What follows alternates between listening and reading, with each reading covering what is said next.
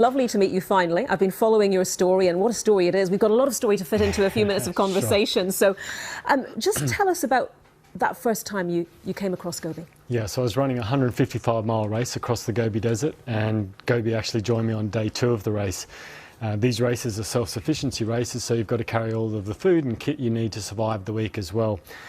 Gobi decided that she was going to start running with me, and yeah, that day we ran 25 miles over the Tian Shan mountain range and down into the Gobi Desert, and she stuck with me for the whole journey and 2 other days afterwards as well.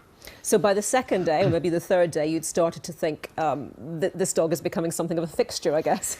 Yeah, on day 3 I actually had to make a decision to go back and to pick her up and to take her over a huge river crossing, and the bond was really formed then.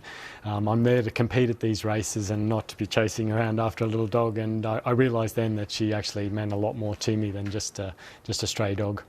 So was that the point at which you thought, I've got to bring her back to Edinburgh?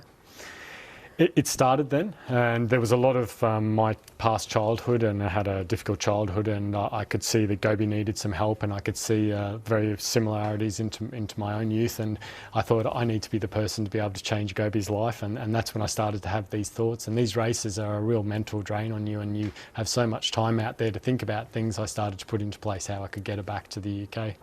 So I know you've written a book about your experience, and did you feel that in Gobi you had a real kindred spirit? You were talking there about your childhood, and you recognised another soul who had a tough beginning, I guess. Yes, and then after the race, I flew back to the UK and set up a crowdfunding page, tried to work out how I was going to get her back to the UK, and she actually went missing in a city of 3 million people. She was missing for more than 10 days, and I set up a huge search team in Urumqi. I flew back there and put together a big team to try and find her. We had the whole city searching for her. It was a roller coaster ride finding her. As if it could be more dramatic, Dion. Exactly, and when we did find her, it was like it was meant to be again. And again, back to your point, I think there was more to it, that we were always meant to be together. Oh, and she is absolutely adorable, and she's wriggling around a little, but she's been ever so good, and I guess getting quite used to all these media appearances. Yes. What's life been like back in Edinburgh with her then? Is she a bit of a star locally? Yeah, so we very rarely can go out without someone recognising Gobi. She's very unique looking, and everyone wants to talk about the story and is amazed with the sacrifices and the dedication that I've put into this little dog, and you can see why. We've just got this bond that's been unbreakable, and she's very important, and I love having her back in Edinburgh with me. Probably the fittest dog in Scotland, doing all those runs with you.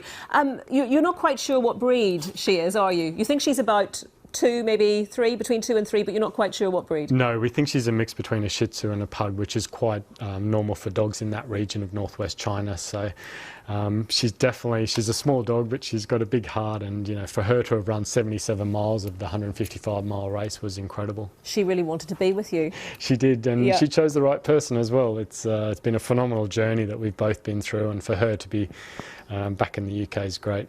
Had you owned a dog before? I had a Saint Bernard actually when I was in my early 20s, wow. So a little bit different in size. And I've only got a small place in Edinburgh, so I was just starting to discuss with my wife having another dog, and Gobi made that decision for us. She certainly did, and the story has been amazing, and the level of interest in this story has been amazing. I know there's a film, as well as this book you've written, there's a film in the offing as well. What do you think it is about this relationship, this story, that has so captured people's imaginations and their hearts, really?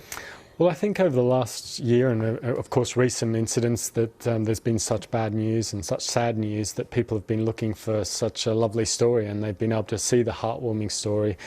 People have come from all around the world and helped us, supported us and followed us, and I think that's brought everyone together, and it showed that really lovely human nature and human side of people as well, which is beautiful. Yeah, we definitely all need a heartwarming story every so often, don't we, Simon? Yeah. We do.